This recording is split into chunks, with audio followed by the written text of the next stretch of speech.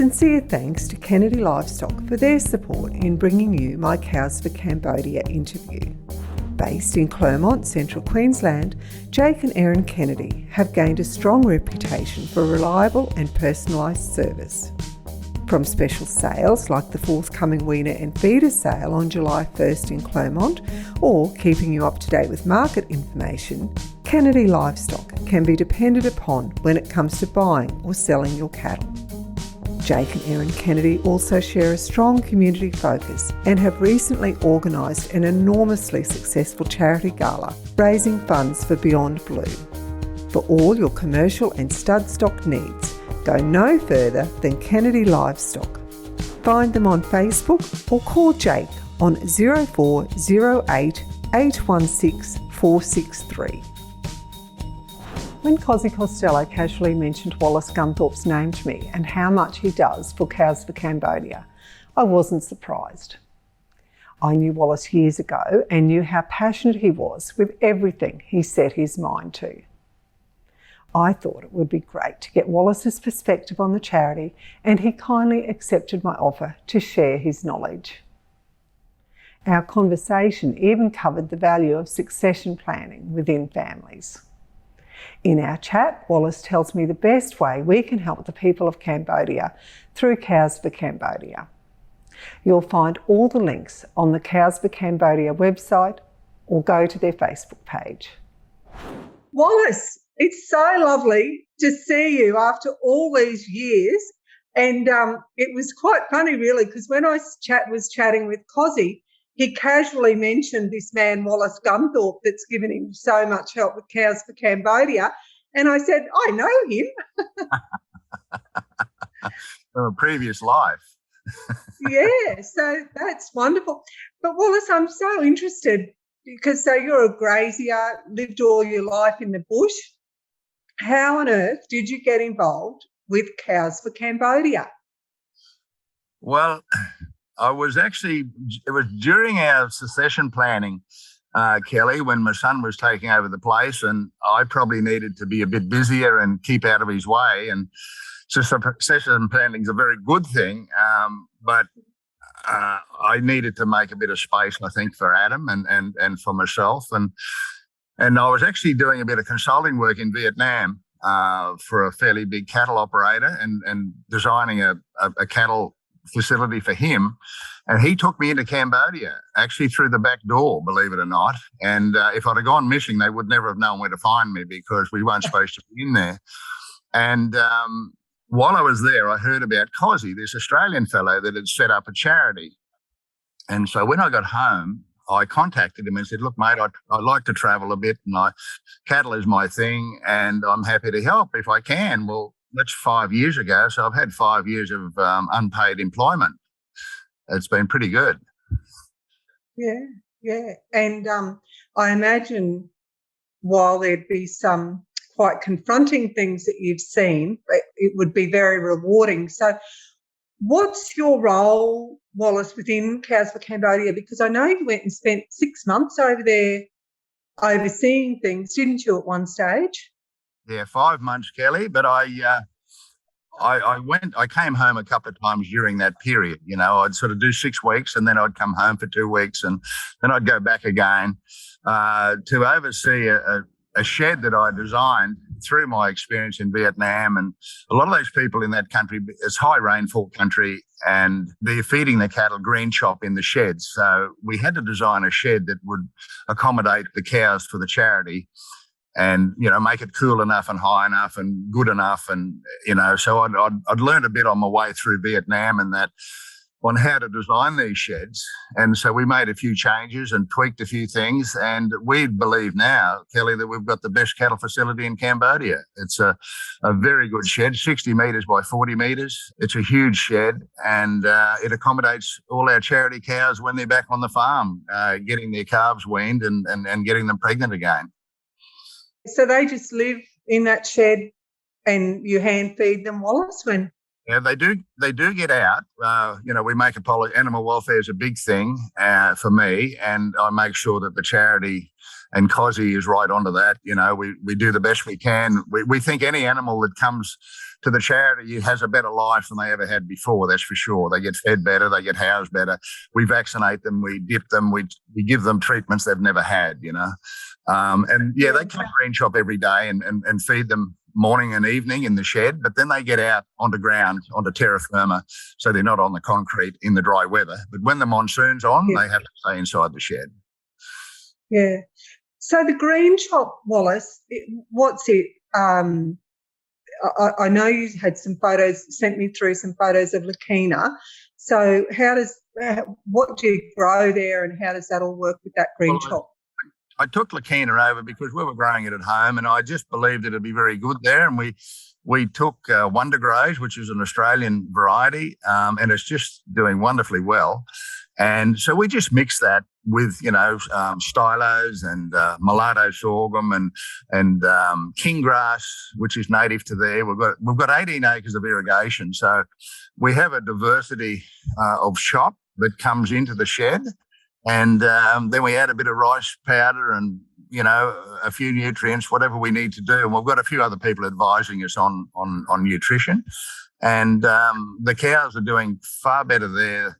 Even though some of those photos I showed you, some of the cows look a bit thin, they're a damn sight thinner when we find them, I can tell you.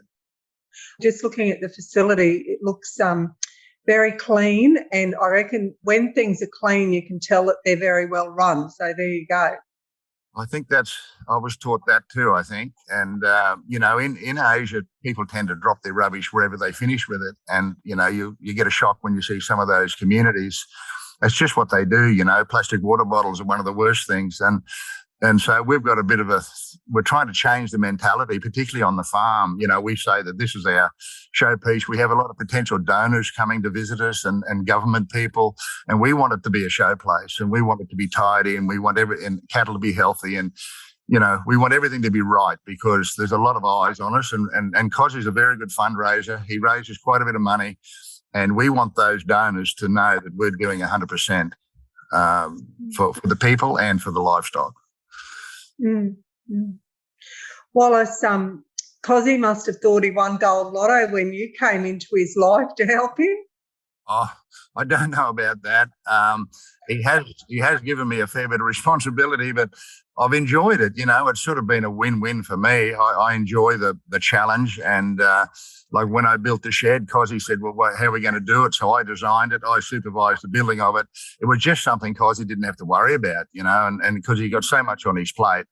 And I felt quite useful. I actually, at my stage in life, when you're in the middle of succession planning and you're feeling, like you've got to walk away from what you've done all your life, or not walk away from it, but lose the management of it, and which has been a great thing, because I've got to tell you that my son Adam is doing a lot better job than I ever did. So it's a very rewarding thing to do, but I needed to keep my mind busy, because I think I've probably got a bit of ADD, and I need to be focused on a project. And so it was a win-win, and the charity benefited, and it's very addictive. I just love doing it, and I've made some wonderful friends over there. It's a very good project, very good project. Yeah.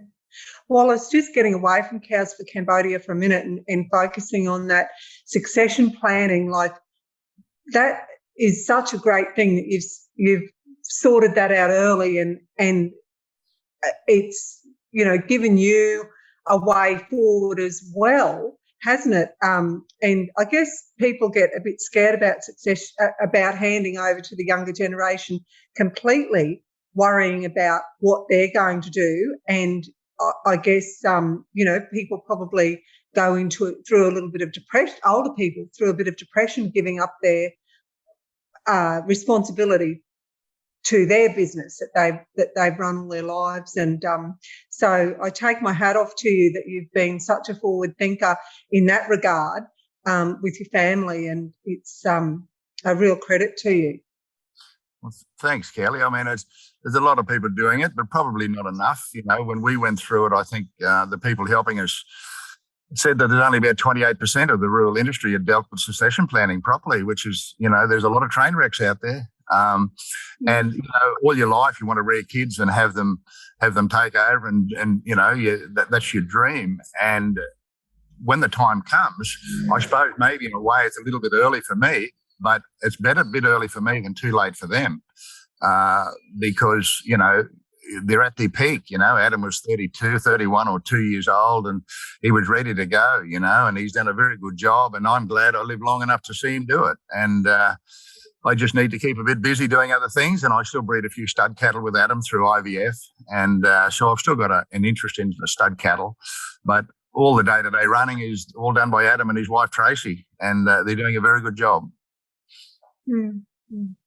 And the value that you've added to so many other people's lives is, quite amazing, really. So in doing that simple thing for your family that you did, you've helped so many others.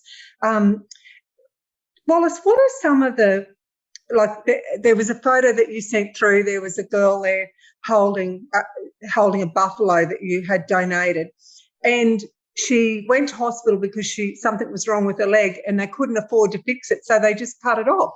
That's right. You realise I'd love to take every 15 or 16-year-old Australian to Cambodia for 10 days. I think it would set them up pretty nicely for the rest of their life when they saw what other people don't have.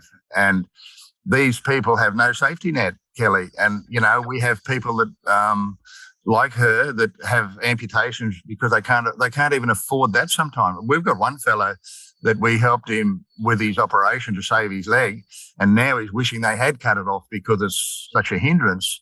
But, and he was one person we assessed to lend one of our cows to, and he wasn't able to look after the cow because his wife left work to care for him. There's 7 dependents in the home, and there's no safety net and there's no income. So when we assess, say we have 15 pregnant cows and we go to the village to allocate these cows to the right people, there are some people we can't give a cow to, like him, because he wasn't able to look after the cow. So what we then do is set up a chicken farm or a duck farm or a pig farm, or build them a house, or we do something for them, but it's not necessarily a cow.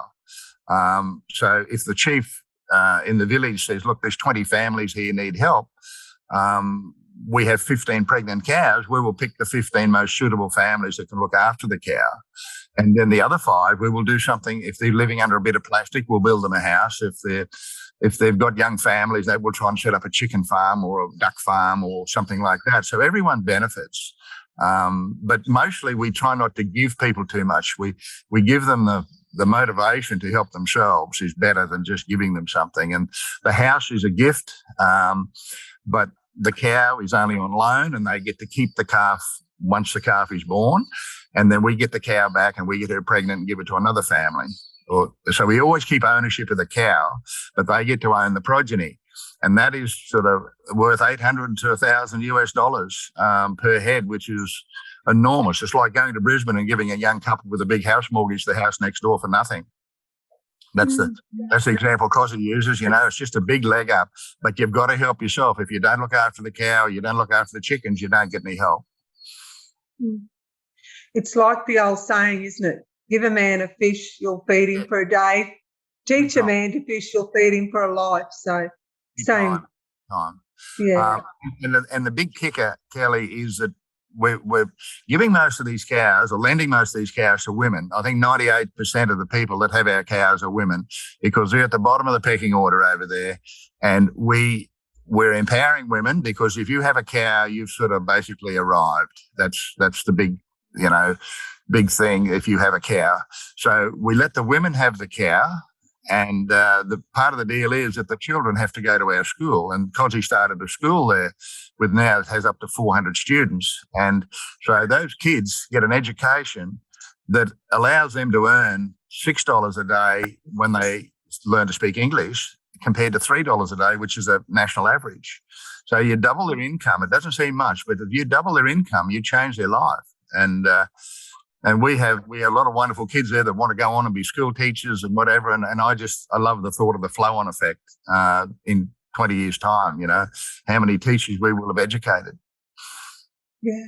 Oh, it's just an enormous thing that you're all doing over there. And I guess it's just, from the trips over there, you see what needs doing. So, you all just get in and do it and help where you can. But gosh, I'm just overwhelmed hearing about everything that you do over there. And I know Cosi does take tours over.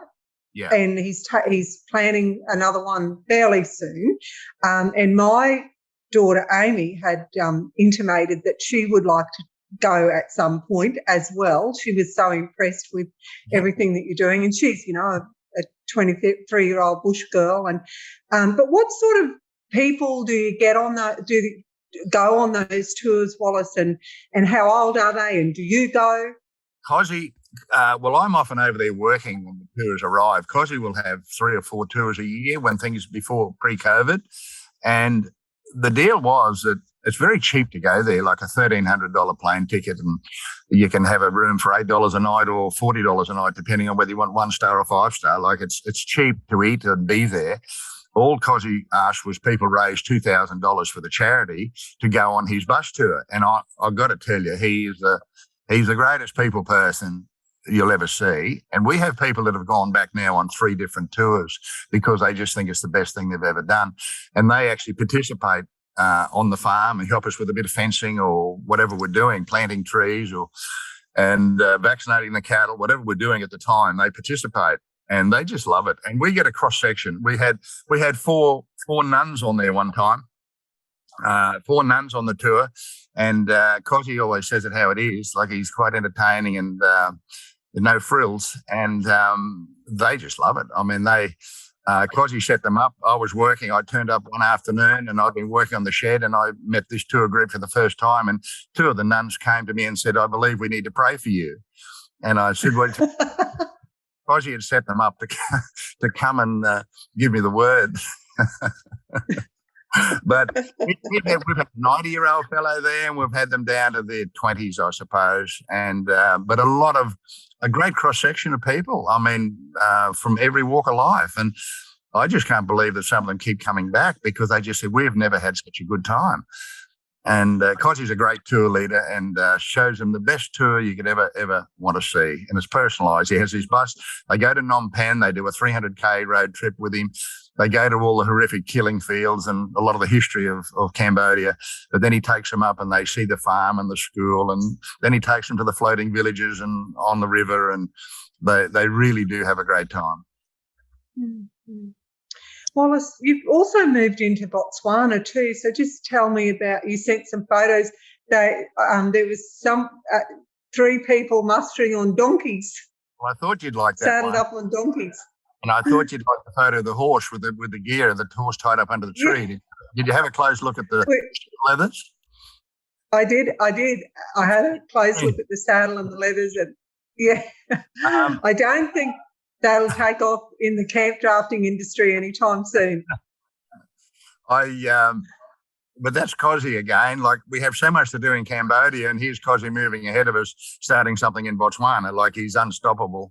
And so Mark Flanders, Cosi and I, 3 of us, Mark's another fellow from Geelong that does a lot of work for the charity.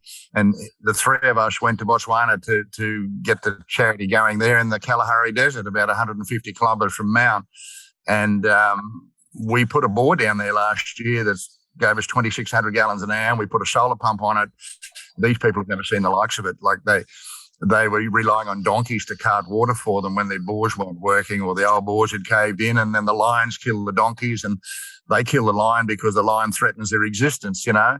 And we have a policy there now that no killing of lions. We don't want any lions killed. You're not allowed to kill them. If they kill our cow, it doesn't matter, we'll buy another cow. And they've had a mentality of defending their herd, I suppose. And now we have a solar pump and we have the big bore on the farm. They don't need the donkey to cart the water and all this sort of thing. And we're just trying to wean them off killing the lions, which they're doing. And we've fenced in country and set up some good water. And we're using that money to help a school in Mound with 1,000 children. And we had a big cook up there. We killed a big 7-year-old bullock in the desert. And we did a good bush kill on him and carted him into town, and all the mothers did a big cook up. I think I sent you photos of those big stew pots. Yeah. And we fed 1,000 kids, and I can promise you there was not one bit of food wasted in one bowl. Everything got eaten. And so we're using, and if we sell cattle, we make a profit. We buy them books and do things, just anything that the school needs, we're sort of buying for them. Mm-hmm. Oh, it's just mind-boggling what you're doing. It's incredible. Wallace, now part of the reason I did want to chat with you today is because Cosi had mentioned that you were after some heifers and some bulls to get over there to, put some better genetics into the herd. And he suggested that I speak to you about it. So that was when I first rang you. But what can we do to help? Like, do you need us to find some cattle for you, or need someone to put their hand up and say, I've got a good bull I'll send over, or a good heifer, or what do you need? Well, thanks, Kelly. What I'm trying to do, we can't get a boat into Cambodia because the logistics is just, you can't run a boat up there for a small number of cattle. You can run cattle on a boat to Vietnam and then try and cross them over the border, but that goes against our live export policy in Australia, and we don't want any part in anything that's going to jeopardise that. So the only option we really face with is to fly them in at a high cost. And we could fly them in a cargo plane, as I've sent heifers to the UAE before in crates in the cargo planes, and we just send them into Phnom Penh and then go by road up to the farm. But it's very expensive, and we can probably only take about 10 animals, in a crate. So our idea is we want to take at least three young bulls from Australia with low birth weights. It's easy to say we're going to take better cattle, but we've got to be very careful we don't take cattle that have high birth weights, high growth cattle, which, there's a lot of in Australia. We don't want to be taking cattle over there that cause problems. So I'm determined to take some bulls with low birth weights so as they can still improve the quality of cattle without causing calving problems, and take 5 or 6 heifers, pregnant heifers, with the same attributes that we can use as a breeding nucleus on the farm to breed our future bulls, because getting good size is a real problem trying to upgrade things. The quality is not there. So we think we can take some Australian genetics over, and in the process, we're going to take a good quality bull and donate it to the Cambodian government, because they're going to assist us in the importation of these cattle. So we get on very well with them, and they know we're there trying to help their people. And so they're trying to assist us in getting this organised. Yeah, right. Yeah. So, Wallace, how long is the flight from? So, would they go from Brisbane to? Yeah, my guess would be maybe even from Darwin. Okay. Well camp, we might get them out of Toowoomba. We'll just have to. It'll depend on the live exporters. We're talking with people, and so we'll follow their lead on that. And if they go, I'd rather go with them myself and make sure that they're looked after in transit. So the animal welfare is a big thing to me, and it's a big thing to the charity. And we've got to be doing the right thing all the time. We don't want to leave anything to chance. And I know that if I'm travelling with those cattle, I can make sure when they get there that everything is done right. Because their cattle handling ability over there is not quite what we are accustomed to. But how great having someone like you to teach that and try and instill better management, better cattle handling techniques into those people. And it's, much better for the cow or the bull, isn't it? That's another thing we do in the shed. We have a platform we built above our crush. We've got a good cattle facility that we shipped in containers out of Adelaide, and we have a platform there where we can run schools and coach the locals. Even people that don't have our cow, they have cattle around the local area. We invite them in, and they can use our bull if they need to get their cow pregnant, or like we try and help everybody, and we come and vaccinate some of their cows if they need vaccinating. Like, those cattle have never been vaccinated, and we do them for nearly everything you can think of. Like, they've never seen 5 in 1 or 7 in 1, or we're doing them for bloody foot and mouth disease. We're vaccinating for that. We're hitting it with mineral supplements, and we're preg testing and doing things that they've never done. And they find it very interesting. And so we sort of run little schools and get a few farmers that we can help or assist. And we'll let them bring their cows in and get in calf to our bulls because they, it costs them, I think, $10 to get a cow pregnant over there if you don't own a bull. Well, $10 is a lot. It's a lot of money for them. Yeah. So Wallace, just so if someone's watching and they have they'd like to get on board to support the charity in way of donating, an animal, how do they go about that? Well, the main thing is, I think the animals that we want to take, we need to select ourselves. But if people are interested to contact myself or Cosi, and there's already been someone donate some money to buy a bull. The exporters are going to assist us with some of the freight, I believe. People are amazing. Once you talk about the charity and how people just come forward, it's really amazing how they're so generous. But anyone that's interested in money is probably the best thing, because then we can select the cattle. I want to be selecting bulls with low birth weights and heifers with low birth weights. And I don't want to take cattle over there that are going to create a problem. So the best thing would be probably is not so much donating cattle, but donating the money to buy the cattle. Or if they want to sell a heifer, then donate us that money or something. But we need to be very careful about what we take. And it's only going to be 8 or 10 head. So we really want to be careful about what we take, because I don't want to be ruining the day in 5 years' time, But good at it. Yeah. We're taking a very small nucleus. They've got to be good cattle. Yeah. Oh, well, we'll have to, hopefully, this will get out to some cattle people, and even people that just want to help that don't have anything to do with our cattle industry or beef industry here. That's a great way to donate some money and to buy, that can go towards purchasing a bull or a heifer. So, yeah. A great way would be if people, we might be have commercial cattlemen that are getting a good bullock check this year, which there's a few of them about now, that might be happy to donate a small amount of that money to the charity for this purpose, that they don't have to be stud breeders. They don't have to understand what sort of cattle we're trying to take. If they just know it's a good idea, just a small donation to the charity for that purpose would be probably the best way to go, the way I'm thinking. Yeah. There's some stud breeders out who want to have a yarn to me, and they all know who I am. We can work something out. And I think, we have a group of Brahman breeders now that want to come over just as a group of Brahman breeders to do the tour because they're interested in what's happening over there. And I like that. I like the fact that they're, we know we can help beyond our borders, can't we? We can do things to help other people. And the best thing, Kelly, is that we're doing things for people that we know can't help us. That's what I like. We're not doing it any return, any gain, any benefit to ourselves. It's just nice to be able to help people for the sake of helping them. Yeah. And I guess the reward is how it makes you feel, because when you give, you just feel, it's the best feeling, isn't it? That's my kicker. It's quite rewarding, And I go back and see this chicken farm I set up for this fellow for $84. And but I told him, I said, if you don't set the chicken farm up, I'll be back on Tuesday. You'll get no chickens. And I said, if there's a chicken farm, I'll buy you some chickens. Well, I came back 4 days later, and it was the best chicken coop I've ever seen. He built it out of split bamboo.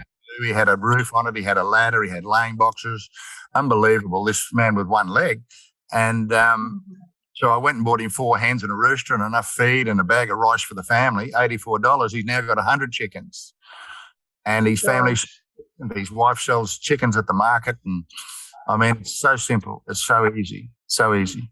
Yeah. Gosh, Wallace. Well, I take my hat off to you, and anyway, hopefully we'll be able to get something moving. And it's incredible what you and driver. Cosi's the man. I'm just his wingman. He's a force to be reckoned with. He just doesn't stop, and he's always out there to what else he can do. He does these rice runs, Kelly, over there. We delivered 20 ton of rice to poor families, just go around to these really, really poor areas and just give them 3 months worth of food, it's amazing. And people donate that from Australia. It's the quickest, Cosi calls it the quickest donation in the world, calls it the rice run. And on Facebook the night before. He says, we made 10 tonne of rice, whatever. It costs you $30. You donate to the charity, and it's given to the family the next day in Cambodia, and your name is written on the bag of rice. And he takes a photo of it and posts it on Facebook. Like, it's $30 gets to the front line. There's not $1 of it goes to anyone else. The whole $30 buys the bag of rice, and the money gets to the front line. There's not too many charities work like that. No, absolutely not. Absolutely not. But they're very much needed. So thank you, Wallace. That was so interesting. And I'm excited to see what the future holds for cows for Cambodia. And I know that at some point you'll have at least one Shan over there. That's good. COVID's held us back a bit, but the charity survived very well with Cosi's ability to fundraise, and we've come through COVID very well in Botswana and in Cambodia, which is great. Just another thing worth noting, we had about 400 cows in the territory for a while on adjustment, and Gina Reinhardt was very, very generous in giving us free adjustment for a couple of years, which people don't know these sort of things, and anyway, we sold them all up.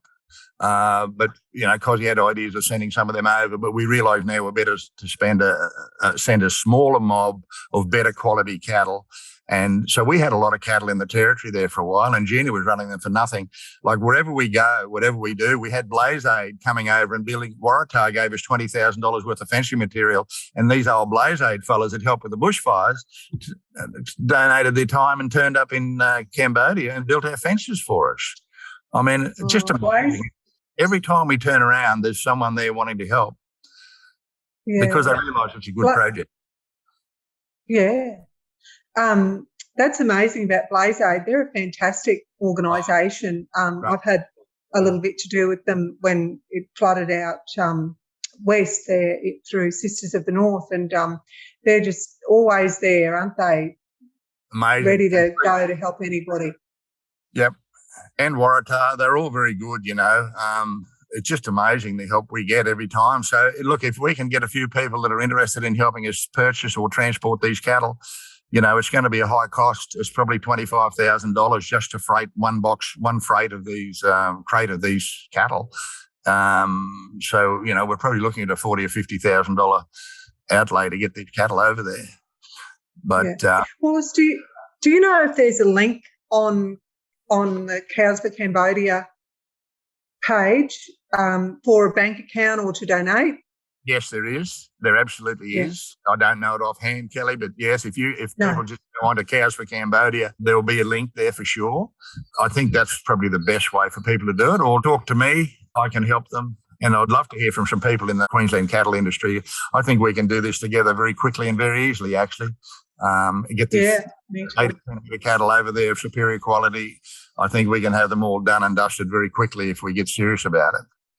And thank you for having us on and giving us this bit of exposure, because maybe through this we'll get some sort of assistance. My pleasure, Wallace. And it might just be a drop in the ocean, but I'm really pleased. I'm so interested to help, and it makes me feel so good to know that, I love seeing people's generosity and the rewards that come back, to those people. So thanks so much, Wallace. Thanks for coming on. Good on you. Thank you. Thanks so much for watching our video. I hope you enjoyed it, and please try to remember to just click on the subscribe button so we can keep you updated with everything that's happening. Thank you.